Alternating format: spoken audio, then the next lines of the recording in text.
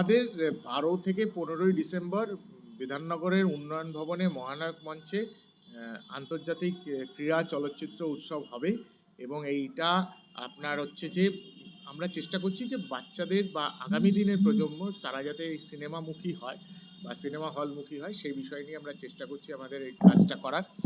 আর এখানে মোট 4 দিনে 3টে করে শো হবে, 12টা, 2:30টে, 5টা। এই 3টে শোতেই মোট 12টা সিনেমা আমরা দেখাবো। বিভিন্ন দেশের থেকে সিনেমা দেখাবো।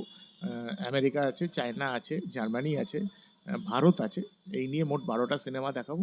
আগামী দিনে ইন্ডিয়ান ক্রিকেট চলচ্চিত্রের প্রেমীরা তারা অবশ্যই আসবেন, এইটা আমরা চাইছি। এবং এর সাথে আমরা যেটা করব সেটা হচ্ছে যে বিভিন্ন বিধাননগর অভ্যন্তরে বিভিন্ন স্কুল, কলেজ এবং ইউনিভার্সিটি যা আছে সেখান থেকে আমরা 10 জন করে আগামী দিনের প্রজন্মের প্রতিনিধিদেরকে আমরা ফেলিসিটেট করব। এই কারণেই যে তারা আগামী দিনে ক্রীড়া চর্চাটা তারা আরো এগিয়ে নিয়ে যাবে, এইটুকুনি আমরা চেষ্টা করি। আমরা ফিল্ম ফেস্টিভ্যাল দেখেছি, পাশাপাশি স্পোর্টস ফেস্টিভ্যাল, এটা একটা নতুনত্ব না? স্পোর্টসের ওপরে তো, খেলার ওপরেও তো সিনেমা হয়, কিন্তু দুঃখের বিষয় খুব কম হয়।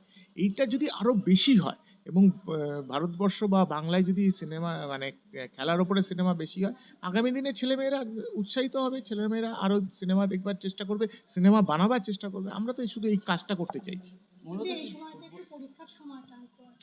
এই মুহূর্তে দাঁড়িয়ে যদি আপনি পরীক্ষার শিডিউল দেখেন, বাংলা মাধ্যম, ইংরেজি মাধ্যমে সকলেরই পরীক্ষার শিডিউলটা প্রায় শেষ এবং তারা একটা ফেস্টিভ মুডেই যাবে।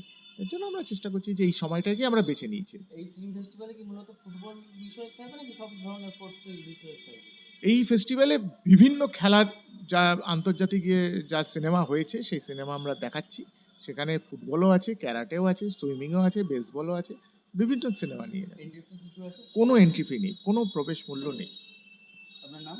আমার নাম রিতেশ বসাক, আমি সহ সম্পাদক বিধাননগর ফিল্ম সোসাইটি।